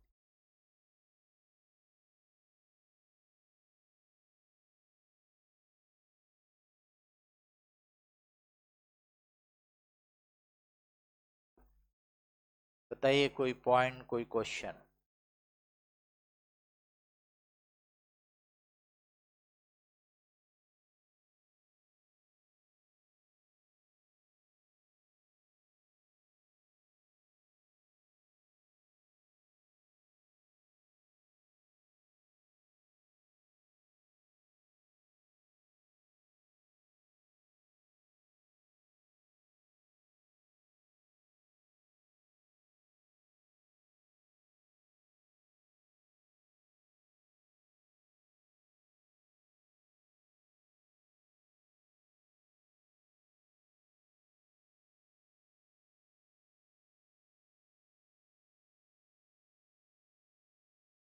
तो जर्नल में एंट्री कैसे लिखते हो सीख लिया आपने, एंट्री कैसे बनाते वो सीख लिया आपने, अकाउंट कैसे बनता है वो भी देख लिया, बैलेंसिंग कैसे होती है वो भी देख लिया। अब आगे बढ़ेंगे हम। यहाँ पे मैं आपको दो ट्रांजैक्शन और उनकी अकाउंटिंग जो अभी आपने की है वो समझा रहा हूँ, दिखा रहा हूँ। किसी भी ऑर्गेनाइजेशन में कैश के ट्रांजैक्शन सबसे ज्यादा होते हैं, यानी पैसों का लेन देन सबसे ज्यादा होता है। तो अभी तक आपने जो अकाउंटिंग सीखी उसमें मैं कैश के दो ट्रांजैक्शन बोल रहा हूँ, एक जिसमें पैसा आ रहा है, दूसरा जिसमें पैसा जा रहा है। मान लीजिए कैश सेल ऑफ गुड्स, क्या एंट्री बनती है कैश सेल ऑफ गुड्स की?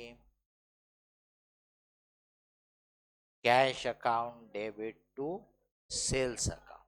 अब ये एंट्री अपन लिखते हैं जर्नल में, cash account debit to sales account. समझाने के लिए एक फिगर भी ले लेता हूं, मान लो 5,000। दूसरा ट्रांजैक्शन, मान लो आपने रिपेयर्स का 2,000 रुपए पे किया, क्या एंट्री बनती है? Repairs account debit to cash account.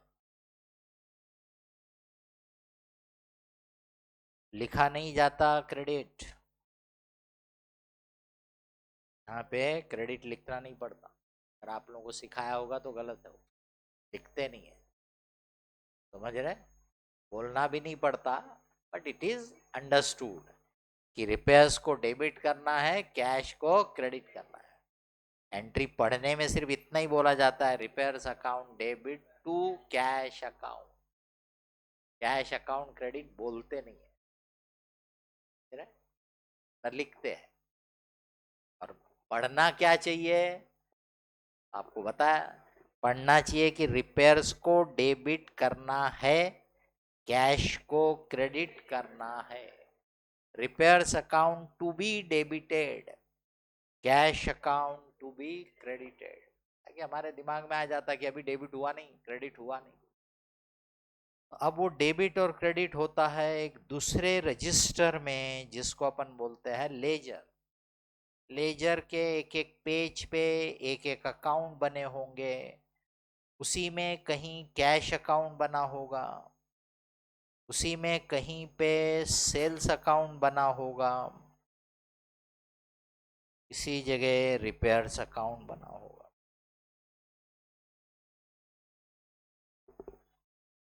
तो बनाया मैंने तीनों एक के नीचे एक, लेकिन बोल के पूरी बात बता दिया, समझ रहे, क्योंकि वो ऐसे ही आजू बाजू में सब दिखता ऐसा नहीं है, इतना बड़ा रजिस्टर है, अलग अलग पेजेस पे सब अकाउंट बनते रहते हैं।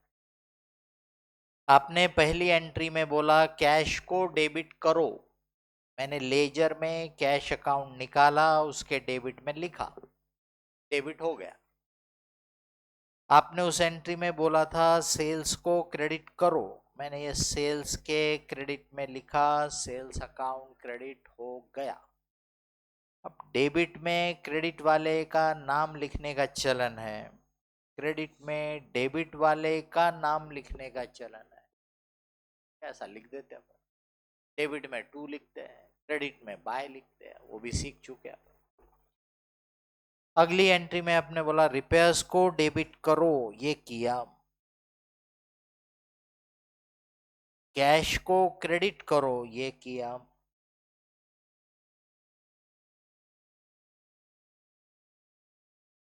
तो किसी भी ऑर्गेनाइजेशन में कैश के ट्रांजैक्शन दिन भर होते रहते हैं।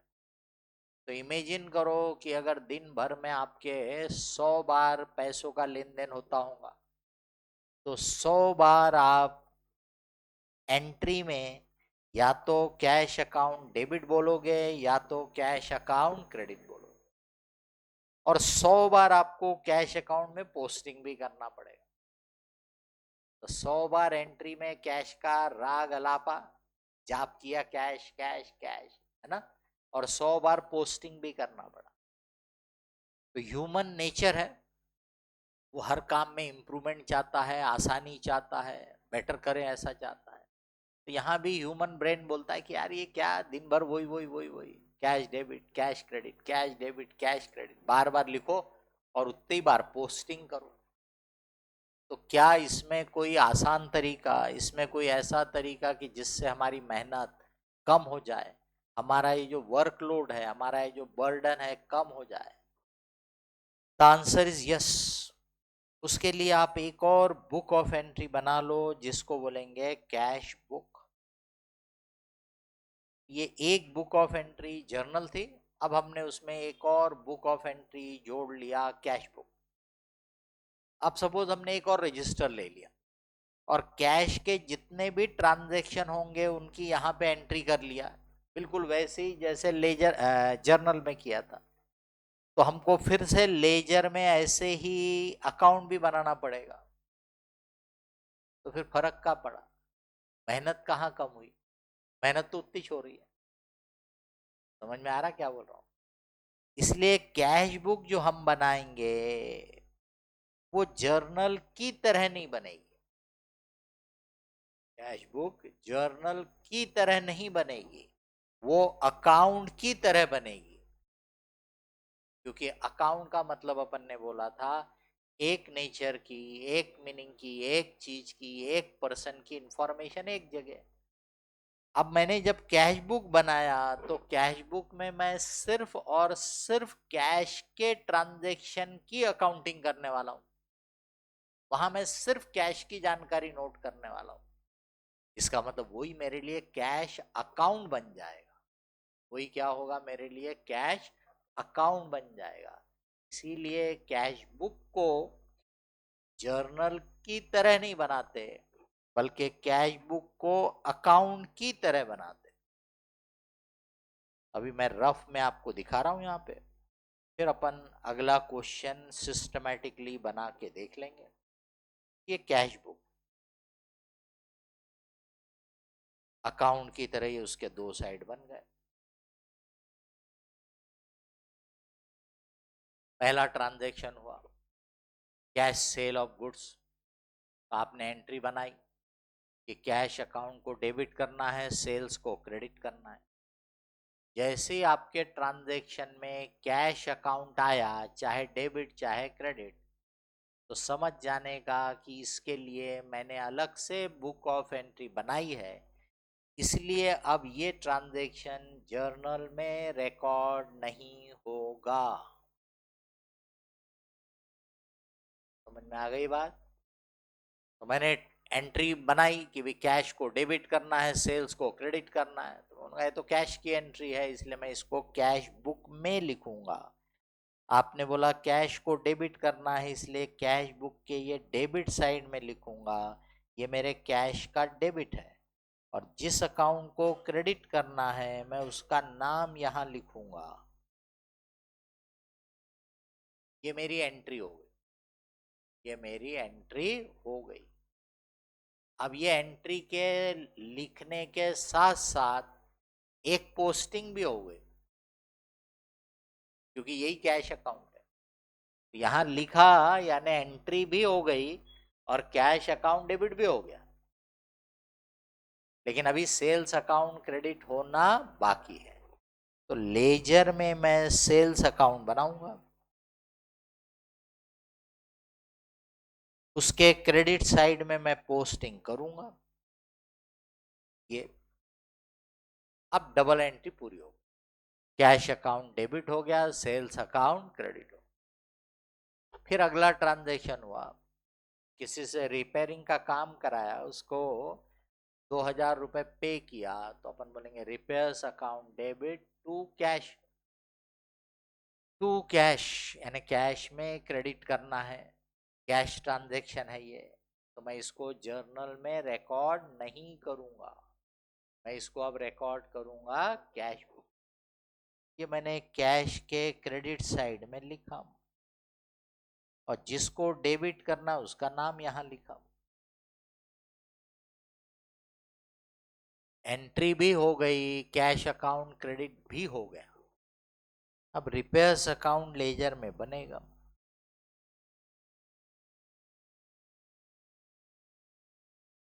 उसके डेबिट में पोस्टिंग कर दिया ये। तो सेम दो ट्रांजैक्शन है। अगर उनको जर्नल के थ्रू रिकॉर्ड करोगे तो कितनी मेहनत आपने की है यहां दिख रही है। और वही दो ट्रांजैक्शन को अगर आप कैश बुक बना के करोगे तो कितनी मेहनत हो रही यहां दिख रही है आप। बराबर।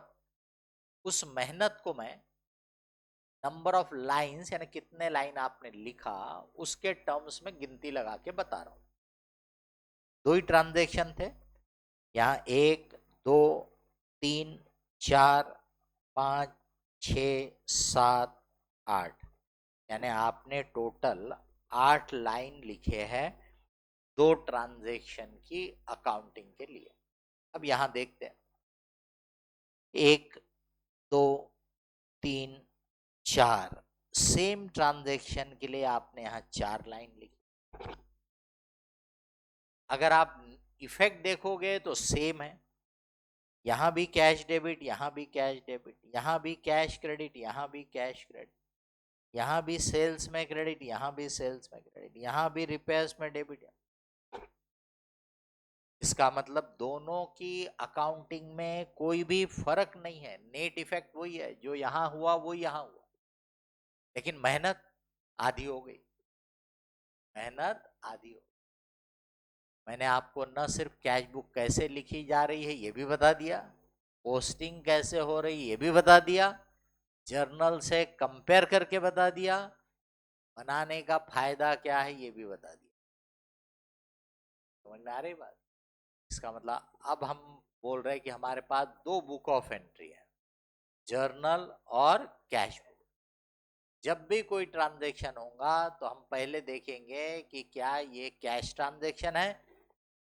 अगर यस बोला तो उसकी एंट्री कैश बुक, अगर नो बोला तो वो ट्रांजैक्शन की एंट्री होगी जर्नल। बराबर? बाकी जर्नल में कैसे एंट्री होती है वो भी सीख चुके हो, कैश बुक में कैसे होती है वो भी सीख चुके। अब उसके ऊपर अपन एक प्रॉब्लम लेंगे, question number 9। Enter the following transaction in the cash book for the month of March and post them into the ledger। मैं आपको लेजर अकाउंट बना के नहीं बताऊंगा, एक दो लगा तो बता दूंगा। आप घर में बैठ के अकाउंट बनाना आपको ऑलरेडी सिखा दिया है, अकाउंट बनाना इनफैक्ट यहाँ पे भी दिखा दिया, ये देख लो आपके सामने है। समझ रहे? घर पे बैठ के बना लेना सब अकाउंट।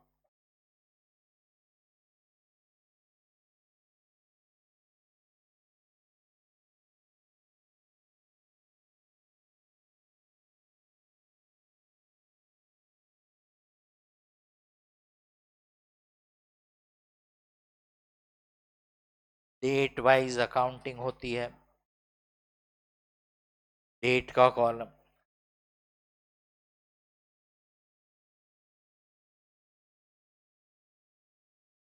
जैसे अकाउंट बनता है उसी पैटर्न में ये कैश बुक बनती है।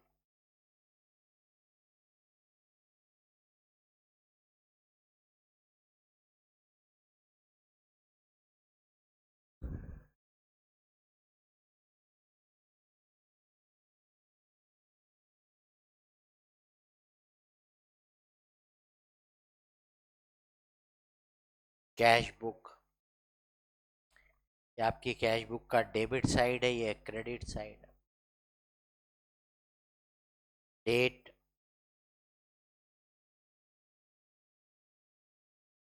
अब जब आपके पास पैसा आता है तब आप कैश को डेबिट करते हो, ये डेबिट वाला साइड यानी रिसिप्ट वाला साइड हो गया, पैसा आ रहा है।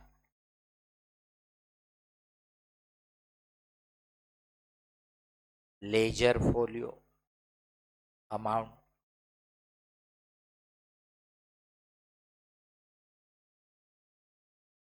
डेट। अब आपके पास से जब पैसा जाता है तब आप कैश को क्रेडिट करते हो और पैसे के जाने को ही आप पेमेंट बोलते हो।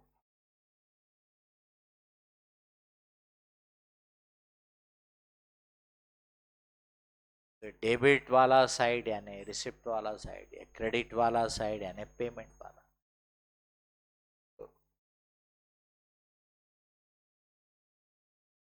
नया बिजनेस उसने शुरू किया है इसीलिए पहले से कोई बैलेंस नहीं है, नहीं तो कैश में पहले का बैलेंस आ सकता था। कमेंस बिजनेस विथ कैश, अब बिजनेस की शुरुआत कौन करता है? ओनर। तो हम बोलेंगे ये ओनर ने पैसा लाया, ये एरो बन गया। Cash account debit to capital account, ये एंट्री बन गई उसकी। Cash account debit to capital account. अब आपने बोला कैश अकाउंट डेबिट तो कैश के डेबिट साइड में लिखा,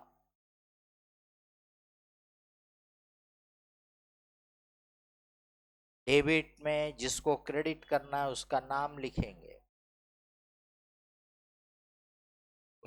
टू कैपिटल अकाउंट।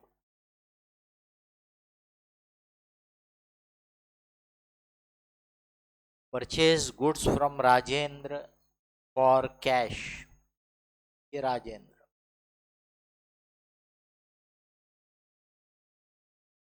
ये उससे गुड्स लिया और उसको पैसा दे दिया।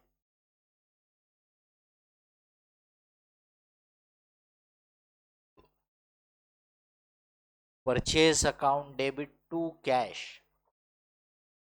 टू कैश यानी कैश में क्रेडिट करना है, तो ये किया क्रेडिट।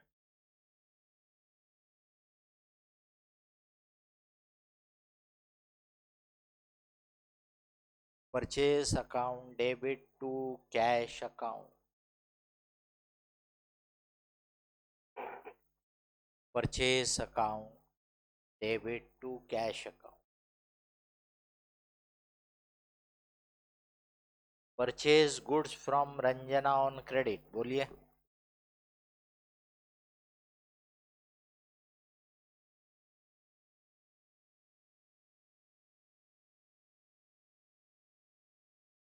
चलिए सुन लीजिए, जिनने भी नो एंट्री या एंट्री नहीं होगी या इस टाइप का विचार अपने मन में लाया, वो सब गलत थे। आपने ये मन में लाना चाहिए कि ये नॉन कैश ट्रांजैक्शन है, इसलिए ये कैश बुक में रिकॉर्ड नहीं होगा, जर्नल में रिकॉर्ड होगा। मतलब रिकॉर्ड तो हो रहा है, एंट्री तो हो रही है। यानी जब आप बोलते हो कि इसकी एंट्री नहीं होगी, ये नहीं आएगा, यानी देखो कितनी बड़ी गलती कर रहे हैं आप। यानी आप अपने दिमाग में ऐसा मैसेज दे रहे हैं कि कोई चीज अकाउंट होती है, कोई चीज अकाउंट नहीं होती है। बिल्कुल क्लैरिटी होना चाहिए। आपको इंटरप्रिटेशन वाले सेक्शन में लिख के बताया हुआ है, आपको बोला था पढ़ लेना हो। Every transaction must be enter, इसलिए आज के बाद बिल्कुल क्लियर होना चाहिए कि अगर वो ट्रांजेक्शन है तो अकाउंटिंग तो होना ही है। तो every transaction must be entered, it must be entered by double entry. Double entry depends upon the nature of transaction, वो बुक ऑफ एंट्री पे डिपेंड नहीं करती। डबल एंट्री डिपेंड करती क्या हुआ उसके ऊपर डिपेंड करती। समझ रहे? तो every transaction must be entered, it must be entered by double entry. Double entry depends upon the nature of transaction. एक बार आपने डबल एंट्री डिसाइड कर लिया तो फिर देखने का कि भी इसने कौन कौन सी बुक ऑफ एंट्री बनाया है। तो अगर इस ट्रांजैक्शन के लिए कोई स्पेशल बुक ऑफ एंट्री बनी है तो ये ट्रांजैक्शन उस बुक ऑफ एंट्री में जाएगा, और नहीं तो जर्नल में आएगा। इसीलिए जर्नल को रेसिड्यूअरी बुक ऑफ एंट्री भी बोलते हैं। बचा कुचा जो बच गया वो वहां। तो अब इसमें एंट्री हो रही है Ranjana account debit to sales account, नहीं परचेस किया अपन, नहीं है, मेरा एरो उल्टा हो गया है। हमने उसको बेचा नहीं है, उससे खरीदा है ये। तो purchase account debit to Ranjana account, अब इसमें कैश इन्वॉल्व नहीं है इसलिए कैश बुक में नहीं आएगा, जर्नल में रिकॉर्ड हो। Sold goods to Raman for cash,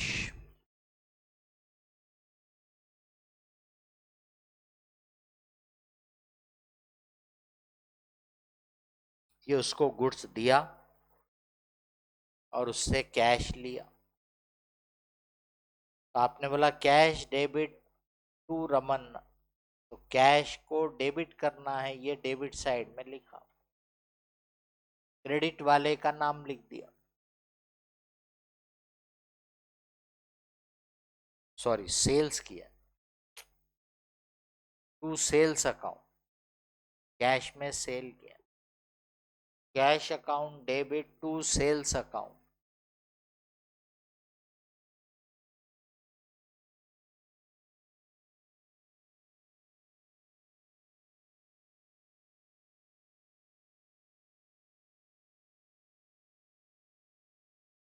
purchased furniture for office,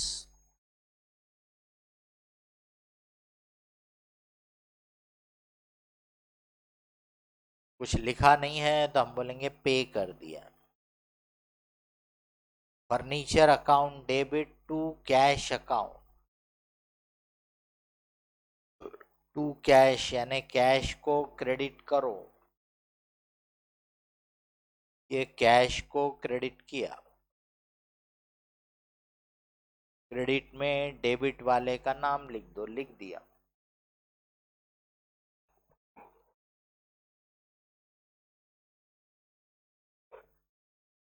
purchased stationery for office.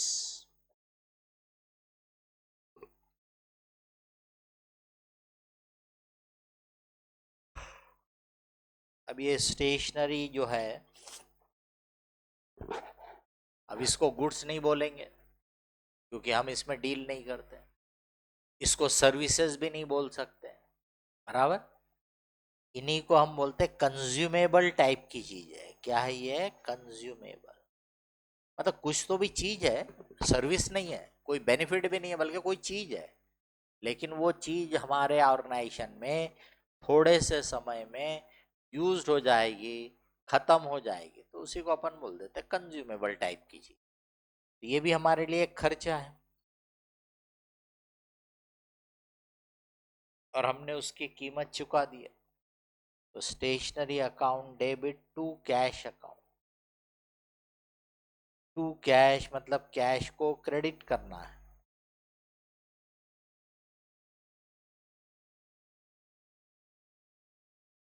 Stationery account debit to cash account.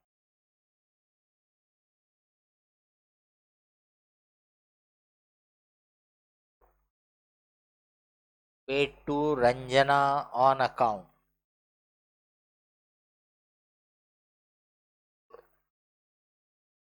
ये Ranjana.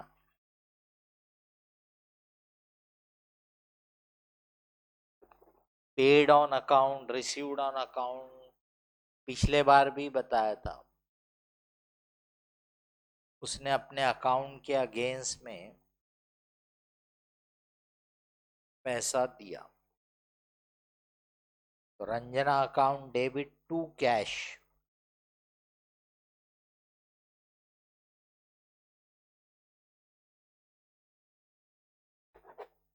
Ranjana account debit to cash.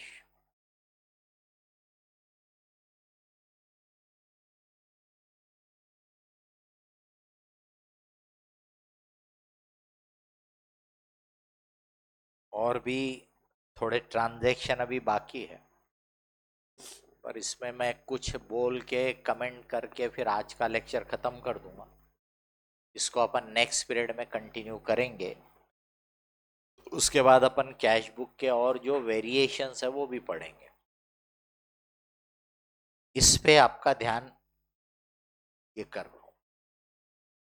ये तीनों आइटम को अगर आप क्वेश्चन में देखोगे तो तीनों में लिखा था परचेस, तो मैं क्या लिखा था? खरीदा।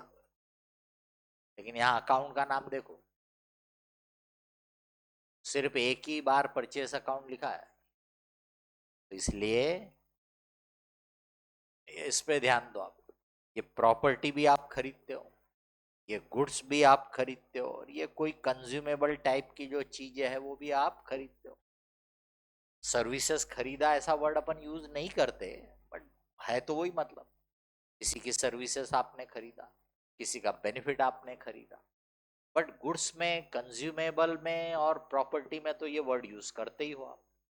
तो तीनों में यहाँ पे ये एरो में जो दिख रहा है आपने खरीदा है, परचेस है, बट ये प्रॉपर्टी है, तो इसको आप जो भी नाम होगा वो नाम से डेबिट करो।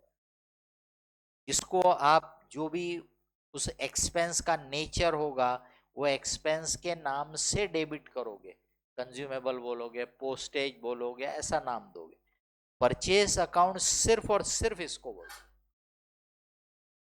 सिर्फ गुड्स खरीदा तो परचेस अकाउंट बोलते हैं, बाकी के केस में परचेस अकाउंट नहीं बोलते। किसी को इसमें कुछ बोलना है तो बताइए। Any question?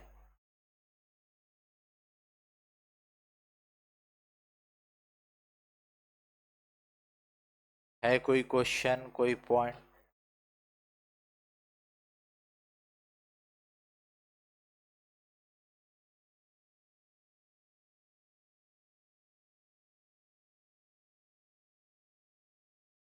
तो चलिए नेक्स्ट पीरियड में कंटिन्यू करेंगे।